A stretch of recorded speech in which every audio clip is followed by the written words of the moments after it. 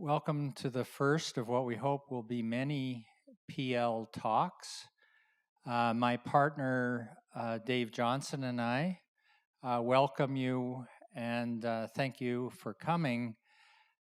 PL Talks is our version of, you guessed it, TED Talks, but PL Talks is about what we think is important.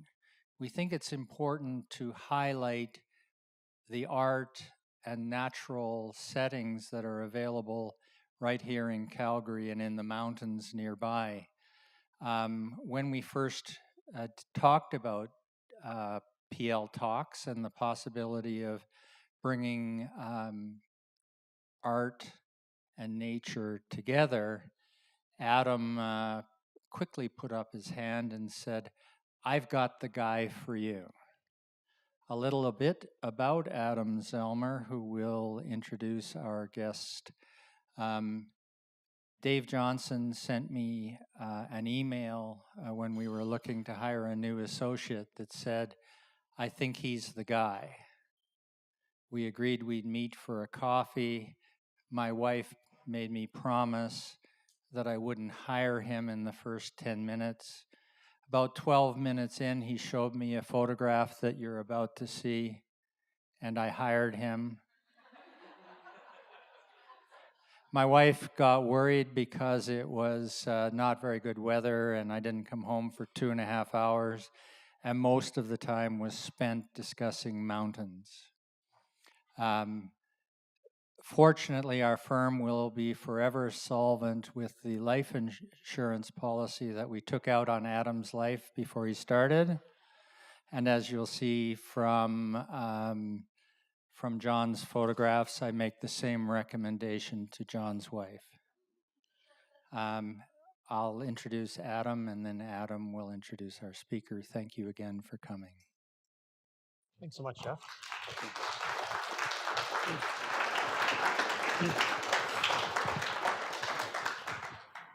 Well, thanks so much for coming. Thanks for having me. Cheers. Wow, no one's ever said such kind words about me before, but I humbly appreciate it. And I will submit my invoice after.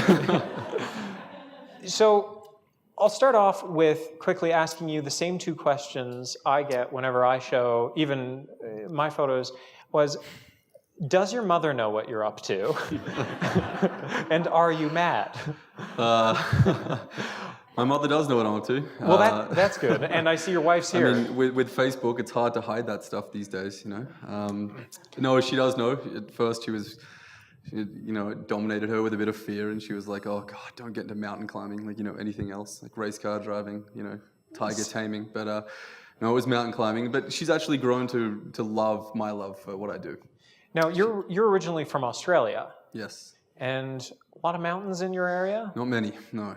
So what got you into this? I was working a job that I didn't like in IT in Australia, and I was very keen to study something in the outdoors, and so I moved to New Zealand and studied adventure recreation.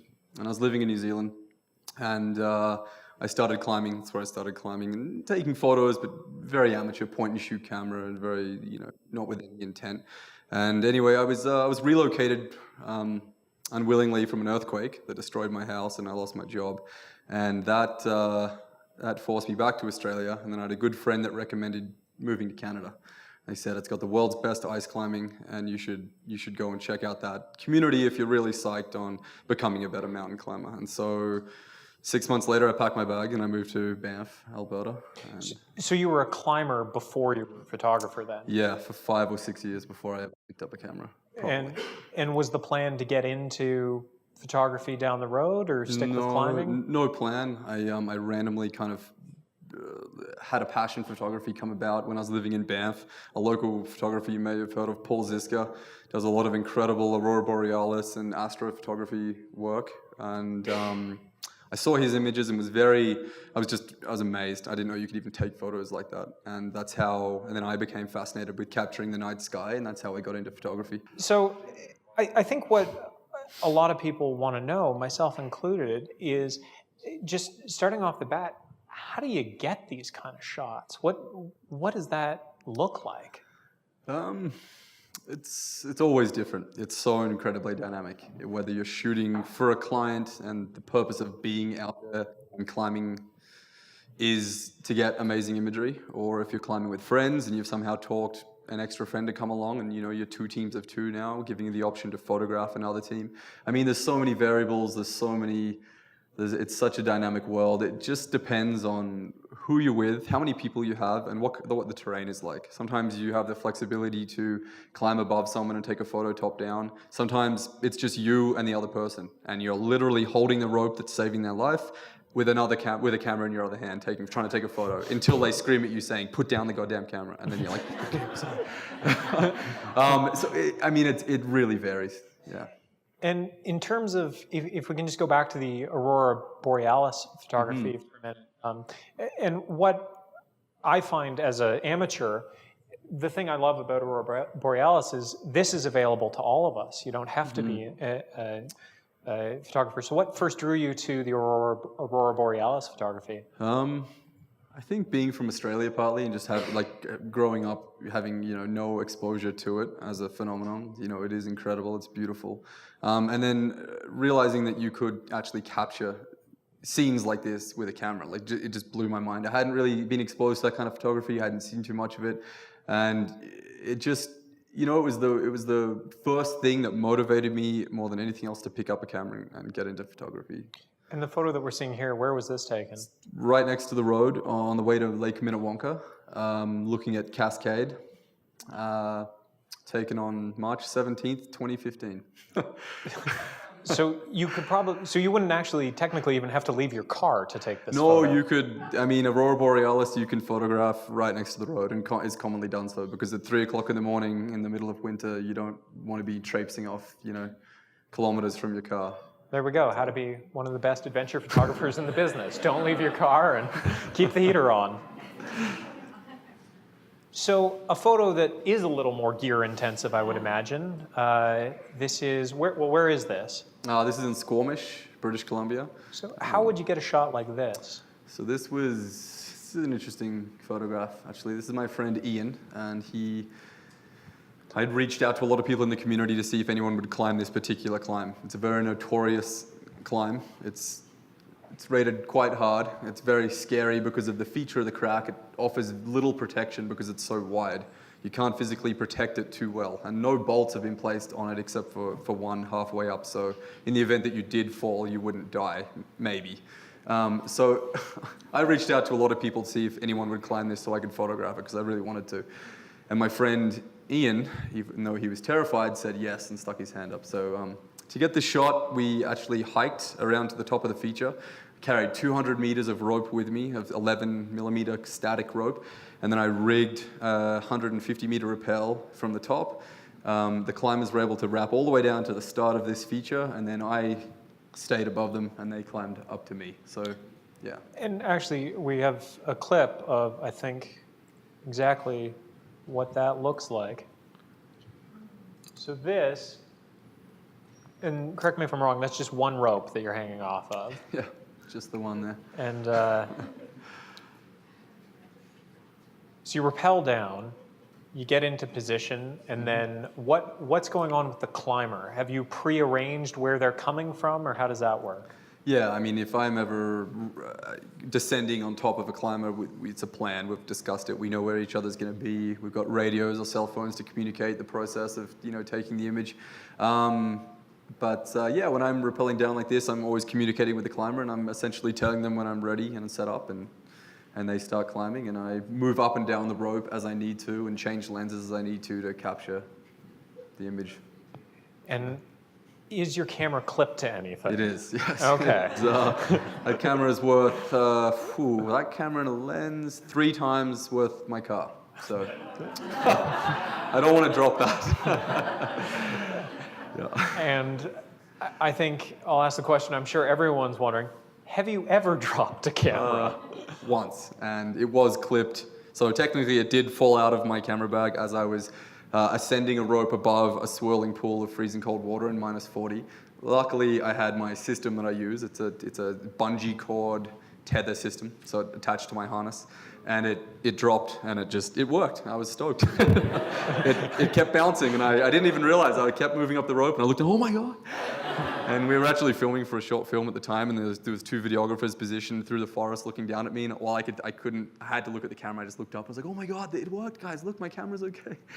But thankfully, yes. And how do you manage safety on this kind of thing?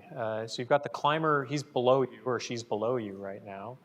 Are you worried about your own safety? Are you scared of heights? Well, before photography, I used to clean windows for a living, but not on the ground off skyscrapers. So I used to get the elevator to the top and abseil down the side of the building. And I was terrified of heights in that job, actually, because there's nothing like that fear, you know, when you stand on the edge of a building and there's complete exposure 30 stories below. And that kind of height does scare me. Like, I'm sure a lot of you in this room, like, it's a weird feeling. You don't want to be near an edge. But climbing... Actually, we have a clip of John's fear of heights. Here's John being scared of heights, which you'll see is just like the rest of us.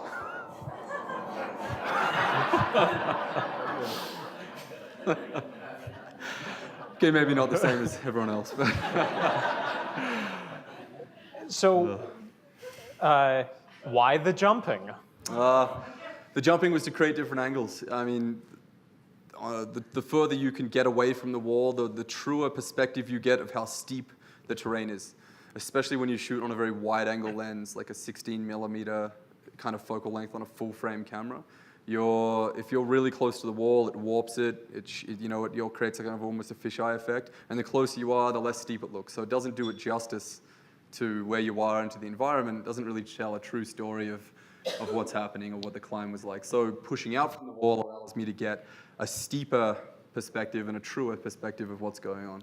And the climber in this photo is? Will Stanhope, and one of the world's best granite climbers. He's from Squamish, I believe, He is, and yeah. just an absolute phenom in the world. Yeah, North Vancouver originally, moved to Squamish, and now he's like, hands down, one of the best climbers in the world, and also one of the nicest people I've ever been on the wall with, for sure. And so after the jumping, just in case you're curious about those angles, this is the kind of result that it yields. And I believe this won you something, didn't? Yeah, I managed to win a climbing photography competition in Squamish earlier this year from some of these images. So angles. Well, there. Thank you. Cheers. But joking aside, and you'll see when the next photo we've got pulled up here, this is serious business, isn't it? I mean, there is danger out there. Yep, no, for sure. And the reason I'm pulling up this photo in specific is I'd asked John, what was the scariest trip you've ever been on? And he sent me this photo. So if you could just tell us, where is this? This is at the very lip of the right-hand side of the north face of Mount Temple, which you can see from the road. A lot of you would have seen it driving through Lake Louise area. It's a 1,500-meter north face. Me and the guy in the photo, good friend of mine, we'd actually climbed a line on the left side of the face 2 years ago. And we felt we'd built up enough skill and stupidity to try and climb another line on the face. So this is at the very top, looking down 1,500 meters straight down to the north face.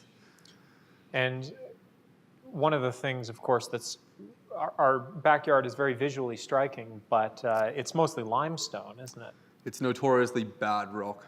They say if you can climb mountains in the Canadian Rockies, you can climb them anywhere in the world, because we have very loose rock, we have very shattered stone. A lot of the big faces, striking features we see, especially around this part of the Rockies, they look amazing. They're very dangerous and challenging to climb. This kind of highlights the danger of that loose rock. If you can just tell us what happened. Yeah, so this was halfway up the face you saw in the previous photo. We were approaching the final 400 meters of climbing, and I was belaying my partner, so I just led a block, and he was coming up under the rope beneath me, and I heard natural rockfall sounds, because natural rockfall is kind of happening all the time, and we choose lines that are subjected to less natural rockfall, like prows and ridges, and stay out of gully features because they tend to be garbage chutes. And so I heard natural rockfall, and I looked up and I saw a big microwave-sized block coming toward me. And the type of anchor that I had was one that was actually the only place I could find solid rock to build an anchor, because that's also can be a challenge, is finding rock that isn't broken and loose to build something safe, was beneath my feet. So I was tethered quite short to it, so I couldn't move. And so I was like, well, I had kind of one of those moments where I was like, well, this isn't going to end well. And but thankfully, very thankfully, the rock shattered on a little wall above me into much smaller pieces, the size of my fist and smaller. And so instead of getting a microwave in the chest, I got like shrapnel essentially. And I mean, this was part of the result.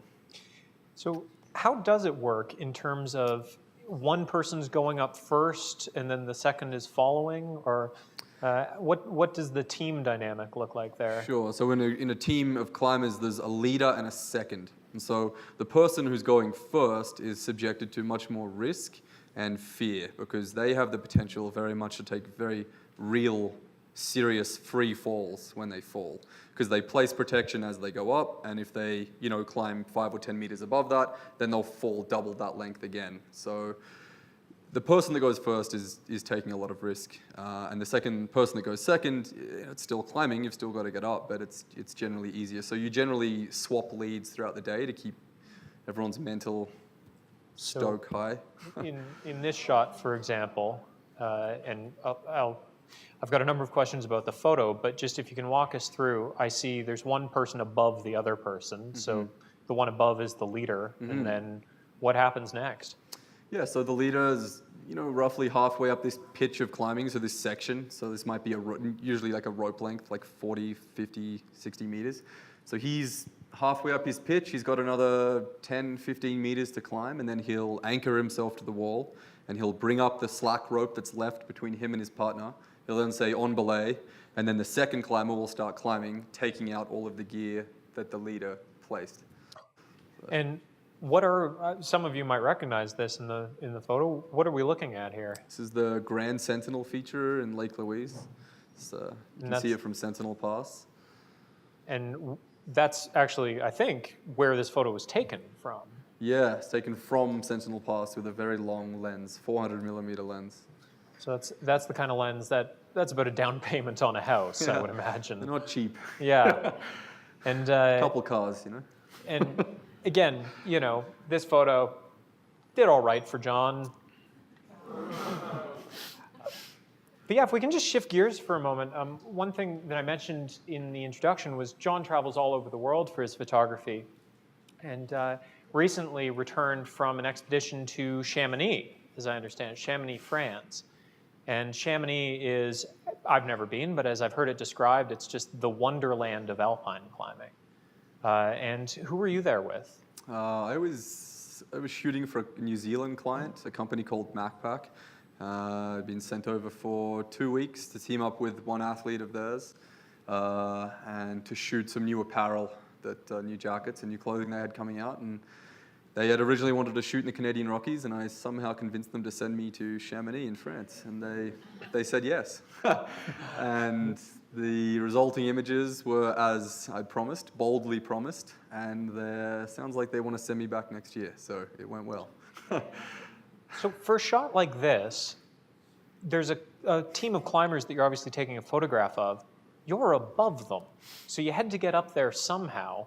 And there's no rope between you and the next person. So how does that work? Yeah, again, it's always different. The dynamics are always changing depending on if you're shooting for a client, shooting personally with a couple friends, big expedition. In this case, we were 2 teams of 2. And that undoubtedly offers you the most freedom and flexibility to get the best photos in these environments, because I was climbing with another guy, very fit, very strong. We were moving very efficiently as a team together, and I would simply look back at them. They would always travel within 30 to 50 meters behind us, and I'd constantly be looking back at them, envisioning a shot, and then I'd communicate with my partner. All right, we got to stop here for 2 minutes or 5 minutes or whatever. I'd get what I needed, we'd keep moving. So it's fairly seamless in that respect. Yeah. So when you're moving in front of a team, they're doing their own thing, obviously. Are you communicating with them, or are they just doing their own thing and you hope to capture what you can? It depends. It depends on how serious the climb is, on what the weather's like, on how much time we have to get up and down off the mountain. Is this serious for you? This started out really mellow. I can and then see. it started snowing a lot. And then we were all a little bit lost, and we're like, well, I put the camera away a bit more for a bit and see where we are. Let's find out where we are, and then I'll start shooting again. But yeah, I mean, this is like a perfect example where, yeah, I do give them direction, and that's something I've learned as I've become more professional, if you will. Like, I would often shoot my first 2 years, and I'd come back with images, and I'd be like, it's good, but it's not great. And sometimes a little bit of communication to your subjects can go a really long way in creating the difference with a good image and a really, really amazing image. And so in this case, I repositioned her axes quickly to be in the frame so they weren't out of the frame. And I asked her to look at her partner, and I asked her to hold the rope up. And so it is a fairly natural scene. They were doing what they were doing, but with a little bit of direction from me, it goes from being an okay photo to, a photo on a magazine or a photo on a billboard or something like that. So. Something that I am genuinely curious about is obviously somebody who's interested in climbing and photography, and many people here are interested in mountains and mountain photography, is how can we take better photos? And I'd like to take you through a few of the photos that you sent me and ask you about how can we start to capture better photos, and how can we start to take better pictures? It sounds really cliche, I'm sorry, but shoot what you love. Like, if you have a genuine interest in photography, it doesn't mean you need to like every kind of photography or everything. I would never shoot weddings, or I would corporate headshots. Like, I just wouldn't be a photographer. It just does not interest me. I couldn't do it. I'd probably be terrible at it. If you have an interest in photography, like, spend time with your camera in hand doing what you love. It doesn't matter if it's walking your dog, knitting, cooking, whatever it is. Like, that will allow you to grow as a photographer much faster than shooting things out of feeling you should or you have to. Shoot things you truly love doing, or subjects that you love, if your family or something like that. And that's what climbing and photography for me is. I love climbing, but some days I really don't want to get up and climb. It's -20 in the forecast, I'm cold from the day before, I've injured my toes, whatever. But the photographer in me really wants to get the shot that I've been dreaming about, or whatever, obsessing about. So the photographer in me motivates the climber to climb, and the climber in me motivates the photographer to shoot. And I think that relationship exists in a lot of photographers and people who just genuinely love photography, but you've just got to find what you're passionate about shooting. And that, goes a long way. This photo is really interesting to me because I think it goes to what a lot of people who don't shoot photos for a living struggle with, which is you're taking a photo clearly of somebody who knows they're being photographed, but it doesn't look staged. Mm-hmm. How can we, as people interested in photography, start to work towards less staged photos? Candid imagery it is harder to get, especially when people know if you've got a camera and you're pointing at them. But it's understanding the subtleties of what you're shooting that allows you to capture the moments within that, whatever it is, subject, that people who are also interested in that will pick up on. So for climbers, they'll look at this and they'll instantly go, oh man, that guy must be so happy he's about to clip that bolt above his head. He's probably really scared to fall right there. And like, you can look at his facial expression, you kind of get that feeling. And so with me in climbing, I understand those subtleties and those moments in the sport. I'm like, shoot the clipping, shoot the tying in, shoot the falling. So you learn to like understand the points of interest within a larger subject. And I think that would be the same is the same for a lot of other genres of photography. It's understanding the subtleties in what you're shooting, the points of interest to pull out and maybe tell a deeper story than, yeah. So going to something that, for people who maybe aren't as interested in the climbing realm, but the just general outdoors and mountain photography, a photo like this of Mount Robson. Obviously, Mount Robson, a stunning place to take a picture of, but you've put a personal spin on it here with this kind of photo. How do we start to put more personalization on our photos? It's probably one of the hardest things to do in this day and age. I mean, every day, We get up, most of us would probably look at our smartphones, open Facebook, open Instagram, thumb scroll, see a million amazing photos before you've even had your first cup of coffee in the morning. And what that's doing is, it's not only desensitizing us, but it's kind of filling our head with a lot of different creative voices. And it's not a bad thing, that's awesome. You see other work, you get inspired by it, you want to shoot things like it, and that's a great way to start. But finding your own voice or putting some of your own personality into your photography, I would stress after a while a natural evolution of emulation or, of something similar. I would stress blocking out some of that noise, blocking out some of that constant creative intake from all of these other people, and just allowing yourself to maybe hear your own voice, because it's hard to distinguish whether you're shooting something and you're like, well, is this just a subconscious emulation of everything I've just seen over the last 6 months, or is this something that I truly saw and wanted to execute? So yeah, maybe unfollow a few people and listen. No, maybe not me. But and just moving on to kind of one of our final photos here, which is, can you tell us where this is? This is in a now collapsed ice cave, the tongue of the Athabasca Glacier in Jasper National Park. Yeah, it was hanging around for a few years, and it collapsed 6 or 8 months ago. Yeah. And again, this is somewhere that, as I understand it, you can basically walk to from your car. It's a 20-minute walk from the car. Well, was a 20-minute walk from the car. Very accessible. So just get out and shoot what you love. Yeah, exactly. That would be, that's the reason I have grown to love photography, because when I picked up the camera, I would go and do what I loved with my camera, and then these are the results. So. Well, on that one major tip of get out and shoot what you love, especially have that kind of core strength. John, thank you if you all joined me. Thank you so much for coming. Thanks.